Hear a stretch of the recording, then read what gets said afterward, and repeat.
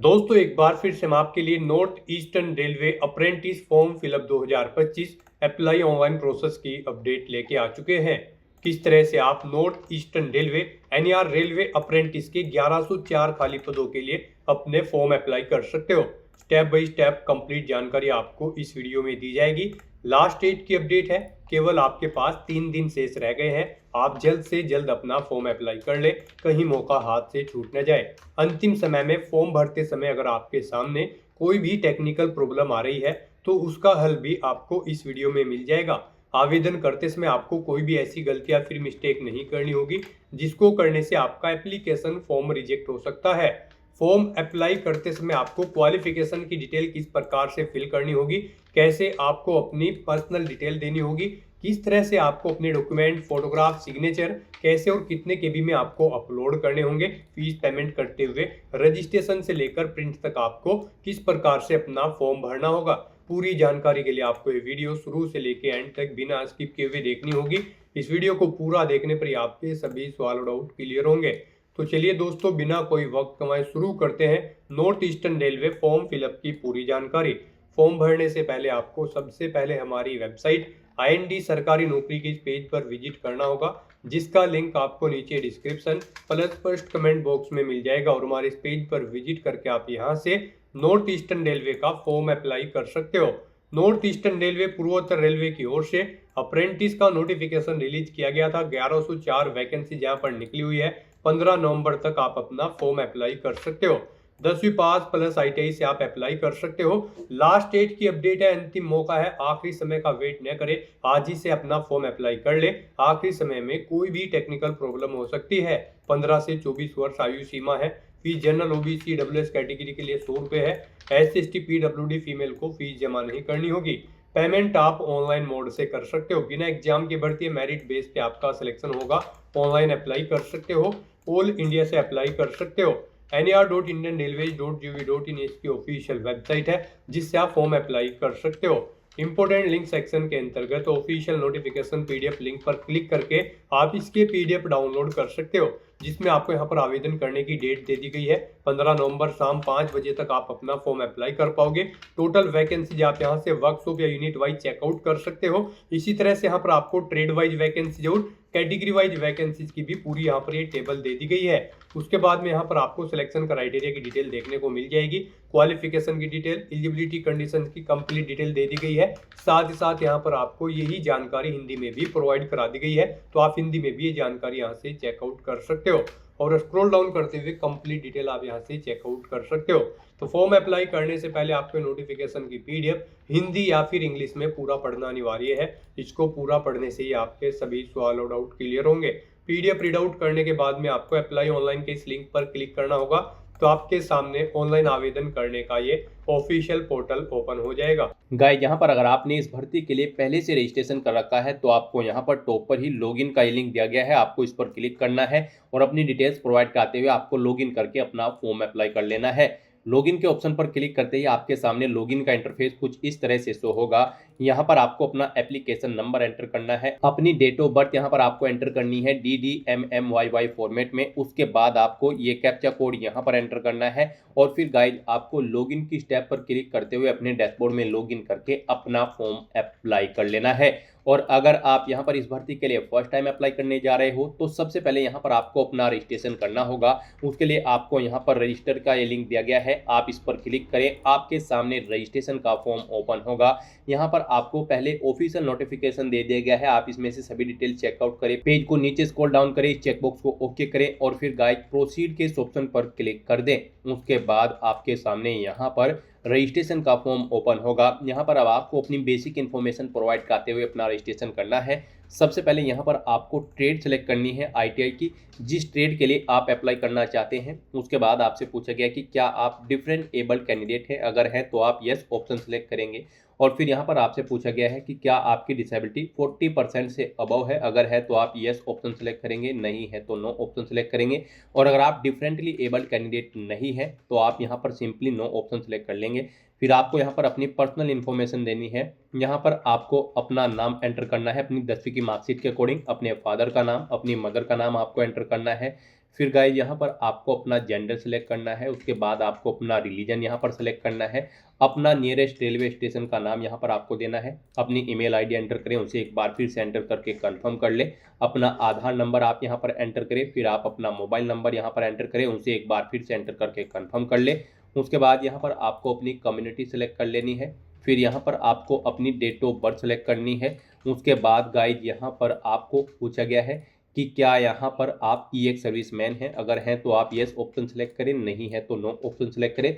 फिर यहाँ पर आपसे पूछा गया है कि क्या आप ई एक्स सर्विसमैन के बच्चे हैं या फिर जवान्स के बच्चे हैं, आप अपने अकॉर्डिंग ऑप्शन सेलेक्ट करें, नहीं है तो नन ऑप्शन आप सेलेक्ट कर ले। उसके बाद गाइज यहाँ पर आपको ये कैप्चा कोड इस बॉक्स में एंटर करना है और फिर कंटिन्यू के स्टेप पर क्लिक कर देना है। फिर यहाँ पर आपको आपके रजिस्ट्रेशन की पूरी डिटेल शो कर दी गई है, आपको सभी डिटेल्स केयरफुली चेकआउट करनी है, इसे नीचे स्क्रॉल डाउन करना है। कहीं पर कोई मिस्टेक है तो आप यहाँ पर सेकंड ऑप्शन पर क्लिक करेंगे, I need to make change to my application, इस रेडियो बटन पर आप क्लिक करेंगे और उसके बाद बैक टू एडिट के इस ऑप्शन पर क्लिक करके एडिट कर लेंगे। और अगर सभी चीज़ें ओके हैं तो यहाँ पर आप फर्स्ट ऑप्शन पर क्लिक करेंगे, आई verify that all information provided is correct and complete, तो आप इस ऑप्शन पर क्लिक करेंगे और उसके बाद गाइज सबमिट एप्लीकेशन के टैब पर क्लिक कर देंगे। फिर यहाँ पर आपको एक रजिस्ट्रेशन नंबर और पासवर्ड प्रोवाइड कर दिया गया है, आपको इसे केयरफुली नोट डाउन करके रख लेना है फ्यूचर यूज के लिए। यह रजिस्ट्रेशन नंबर और पासवर्ड आपकी रजिस्टर्ड मोबाइल नंबर और ईमेल आईडी पर भी सबमिट कर दिए गए हैं, तो आपको इन्हें केयरफुली नोट डाउन करके रख लेना है फ्यूचर यूज के लिए। और फिर यहाँ पर आपको इस लॉगिन के इंटरफेस पर रिडायरेक्ट कर दिया जाएगा। अब यहाँ पर आपको अपना रजिस्ट्रेशन नंबर एंटर करना है, अपना पासवर्ड यहाँ पर आपको एंटर करना है, पासवर्ड में आपको अपनी डेट ऑफ बर्थ यहाँ पर एंटर करनी है DDMMYY फॉर्मेट में। यहाँ पर जब आप अपनी डेट ऑफ बर्थ एंटर करेंगे तो आपको कोई स्पेस नहीं देना है, कोई कोमा या फिर स्लैश नहीं लगाना है, आपको डायरेक्टली DDMMYY फॉर्मेट में अपनी डेट ऑफ बर्थ यहाँ पर एंटर कर देनी है, जिस फॉर्मेट में आपको आपके पासवर्ड के रूप में आपकी डेट ऑफ बर्थ प्रोवाइड कराई गई है। फिर आपको ये कैप्चा कोड यहाँ पर एंटर करना है और उसके बाद लॉगिन के स्टेप पर क्लिक कर देना है। नेक्स्ट आपके सामने आपका डैशबोर्ड कुछ इस तरह से शो होगा। अब यहाँ पर आपको अपना फॉर्म अप्लाई करने के लिए कंप्लीट एप्लीकेशन फॉर्म 2 के इस स्टेप पर क्लिक करना है। अब यहाँ पर आपका फॉर्म स्टार्ट हो चुका है। यहाँ पर आपको सबसे पहले अपना एड्रेस एंटर करना है, यहाँ पर आप अपना एड्रेस एंटर करें, स्टेट सेलेक्ट करें, डिस्ट्रिक्ट सेलेक्ट करें, अपना सिटी यहाँ पर एंटर करें या फिर विलेज, और अपना पिन कोड यहाँ पर आप एंटर कर दें। फिर यहाँ पर आपको अपना परमानेंट एड्रेस एंटर करना है इसी तरह से। और अगर आपका परमानेंट एड्रेस आपके कम्युनिकेशन एड्रेस के अकॉर्डिंग सेम है तो आप इस चेकबॉक्स को ओके कर देंगे, ऑटोमेटिकली आपका परमानेंट एड्रेस आपके कम्युनिकेशन एड्रेस के अकॉर्डिंग फिल हो जाएगा। उसके बाद यहाँ पर आपको अपनी 10वीं क्लास की इंफॉर्मेशन देनी है, यहाँ पर आपको अपनी 10वीं क्लास का रोल नंबर एंटर करना है। फिर यहाँ पर आपको बोर्ड का नाम सेलेक्ट करना है, जिस बोर्ड से आपने अपनी 10वीं क्लास पास आउट की है। उसके बाद आपने कितने मार्क्स 10वीं में ऑब्टेन किए हैं वो आपको एंटर करने हैं, टोटल कितने मार्क्स थे जिसमें से आपने मार्क्स ऑब्टेन किए हैं वो आप यहाँ पर एंटर करें।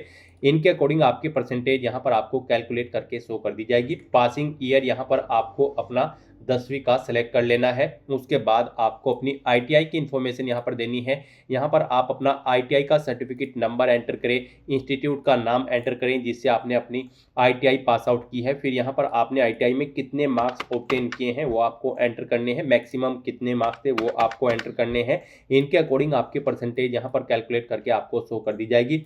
ITI का पासिंग ईयर यहाँ पर आपको सेलेक्ट कर लेना है। उसके बाद गाइड यहाँ पर आपको सबमिट के इस टैब पर क्लिक कर देना है, फिर आपको आपके डैशबोर्ड में डायरेक्ट कर दिया जाएगा। अब गाइज यहाँ पर आपको कंप्लीट प्रेफरेंस के इस टैब पर क्लिक करना है। अब यहाँ पर आपको अपनी यूनिट प्रेफरेंस सेलेक्ट करनी है, यहाँ पर आप जिस यूनिट को फर्स्ट नंबर पर प्रेफरेंस देना चाहते हैं उसे यहाँ पर आप फर्स्ट नंबर पर सेलेक्ट करें, जिसे सेकंड, थर्ड, फोर्थ, फिफ्थ, 6, 7, 8 पर प्रेफरेंस देना चाहते हैं उसे आप क्रम से ऐसे ही यहाँ पर सेलेक्ट कर लें। तो यहाँ पर आपको टोटल 8 प्रेफरेंस सेलेक्ट करनी है, आप अपनी चॉइस के अकॉर्डिंग 8 प्रेफरेंस यहाँ पर सेलेक्ट करें और उसके बाद गाइज आप यहाँ पर कंटिन्यू की स्टेप पर क्लिक कर दें, फिर आपको आपके डैशबोर्ड में डायरेक्ट कर दिया जाएगा। अब यहाँ पर आपको अपलोड डॉक्यूमेंट के स्टेप पर क्लिक करना है और यहाँ पर गाइज अब आपको अपना फोटो, सिग्नेचर, 10वीं की मार्कशीट, ITI का सर्टिफिकेट अपलोड करना है।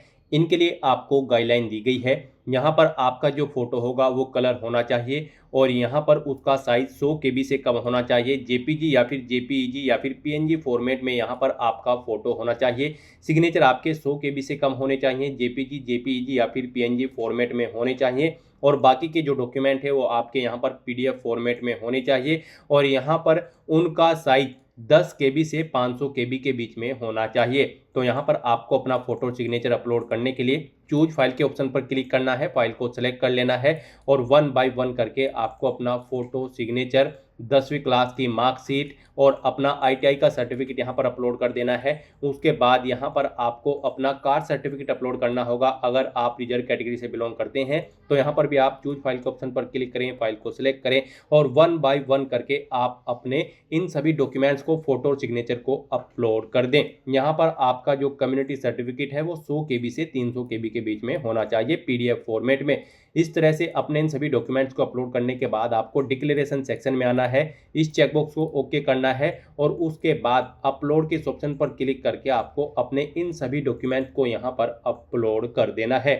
इस तरह से यहाँ पर आपका एप्लीकेशन फॉर्म सक्सेसफुली सबमिट हो जाएगा। आपको यहाँ पर एप्लीकेशन स्टेटस में एप्लीकेशन कंप्लीटेड ऑप्शन शो कर दिया जाएगा, यानी कि आपका एप्लीकेशन फॉर्म सक्सेसफुली सबमिट हो चुका है। अब आप एप्लीकेशन प्रिंट के इस ऑप्शन पर क्लिक करके अपने एप्लीकेशन फॉर्म का एक हार्ड कॉपी प्रिंट आउट ले सकते हैं, फ्यूचर यूज के लिए, फ्यूचर रेफरेंस के लिए। गाइस, यहाँ पर अगर आप रिजर्व कैटेगरी से बिलोंग करते हैं तो आपका फॉर्म सक्सेसफुली सबमिट हो चुका है और अगर आप अनरिजर्व कैटेगरी से बिलोंग करते हैं तो फिर यहाँ पर आपको 100 रुपये फीस के रूप में जमा कराने होंगे पहले। उसके बाद आपका फॉर्म सबमिट होगा, जो कि आप ऑनलाइन मोड में debit card, credit card, net banking या फिर UPI के माध्यम से जमा करा सकते हो।